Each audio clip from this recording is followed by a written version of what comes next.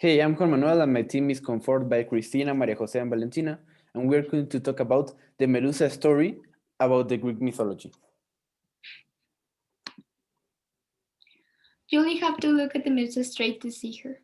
And she's not deadly. She's beautiful and she's laughing. This phrase was made by Helen Sixos. Here she claims that Medusa is a unique creature and shouldn't be judged by her appearances or looks. Along this presentation, we will guide you through Medusa's myth and present you her real story. We desire you enjoy this storytelling and hopefully you learn something new from this. We will start talking about who was Medusa. Medusa is a well-known ancient Greek mythology and one of the most unusual creatures ever seen. Medusa was one of the three Gorgon sisters who were infamous beasts because of their dreadfulness.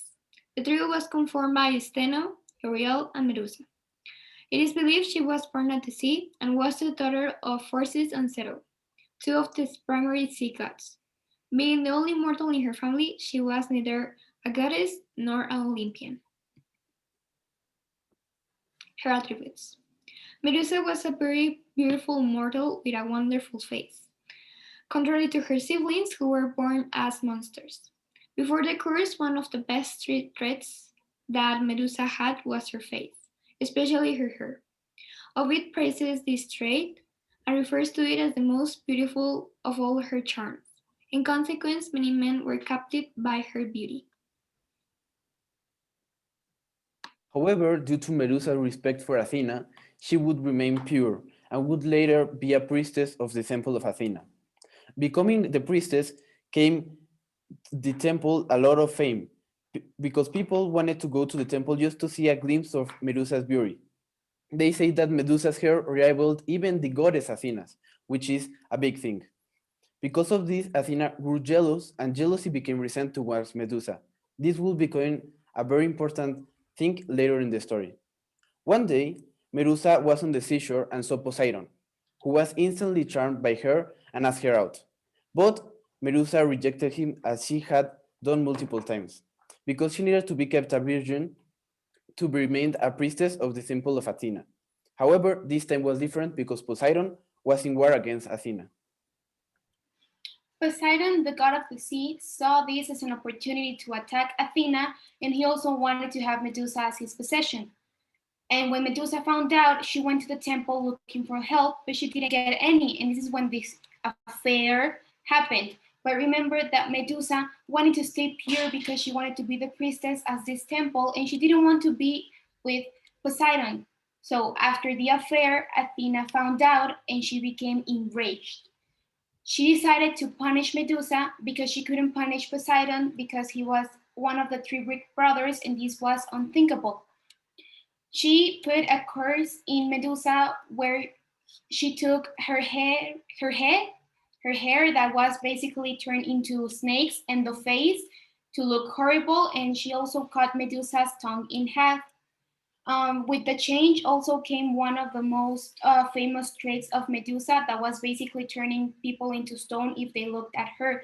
This is a representation of that you can't look to Medusa's beauty because you only see the horrific outside. Medusa became this villain and monster even though she was just a victim. After all the changes she went through, she became this weapon, and many warriors wanted her head as a trophy and to use it as a weapon, like I said. So they tried to do it, but they all came to the same fate, being turned into stone. Polydectes, the king of Seriphus, sent a great hero called Purcell to a task that hoped it would kill him, to cut Medusa's head and bring it back to him. Perseus went to the gods to ask for help, and he received help from Hades and Athena. They gave to him several gifts so that he could fight Medusa. Some of them were the winged sandals so that he could fly, an invisible cape so that no one could see him, a curved sword so that he could cut Medusa's head, a bag so that he could put the head in, and a shield so that he would not see Medusa and turn into stone. After receiving these gifts, Perseus went to the hunt for Medusa and cut her head while she was sleeping. He returned it to the king who had asked him to do that task.